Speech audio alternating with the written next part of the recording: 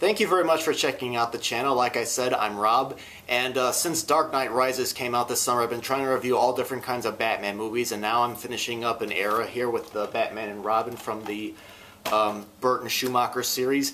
And Batman and Robin is a glossier looking movie compared to the previous films, but I also kind of found it to be over the top just for the sake of being over the top, missed opportunity, and goofy, and ridiculous, and on top of that, annoying.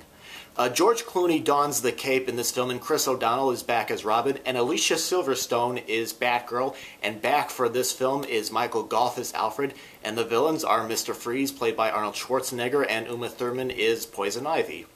Now, this last entry when I was watching this film, something I noticed was this last entry was no longer dark, and for the most part, it lacked the seriousness of the previous three Batman movies.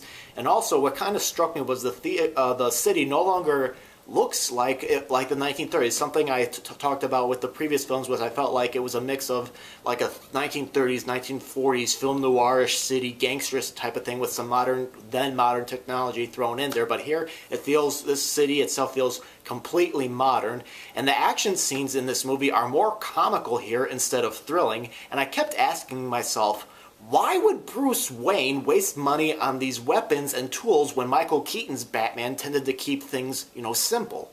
The villains, personally, I think the villains in this movie were probably the biggest missed opportunity here, because Mr. Freeze is actually a very tragic figure, and you could have explored how he feels about being in his current condition while his wife is frozen, without being hammy and spouting those one-liners. And another thing, Poison Ivy, she cares about how plants are treated by mammals, and and how she feels about how mankind is ruining the Earth and Mother Nature and all that.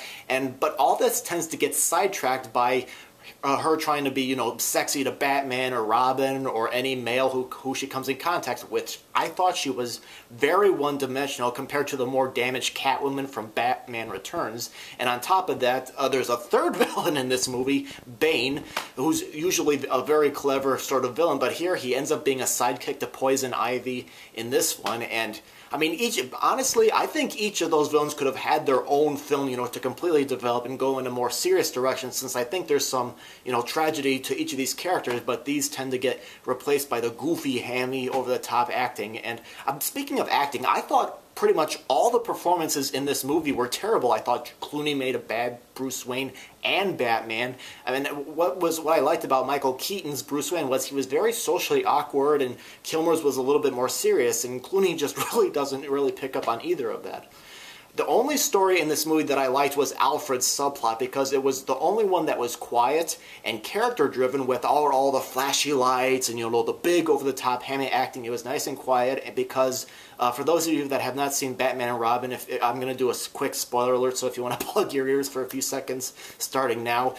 Alfred is dying in this movie, and Bruce looks up to him like the only father figure that he had in his life, and I think that's why that was one of the only good part about this movie was it kind of felt like the other three Batman movies in a way, because they do take a little bit of tone of a serious, and that's the only one that I think was really taken seriously in the entire movie.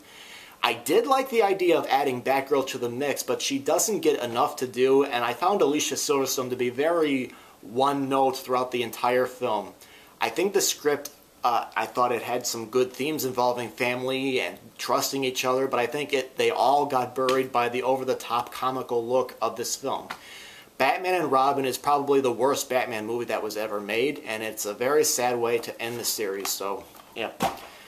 Alright, so that takes care of the Burton Schumacher films. Now I'll be moving on to the Batman animated series movies for the next video. I already started watching Mask of the Phantasm. I gotta do Sub-Zero. It's been a while since I've seen Sub-Zero, but I bet it's gonna be a lot better than Batman and Robin. So that's my review of the movie Batman and Robin. If you want to leave your thoughts about the movie or any comments about the channel, I do greatly appreciate it, and thank you very much for watching. And I hopefully see you next time when I review these ones.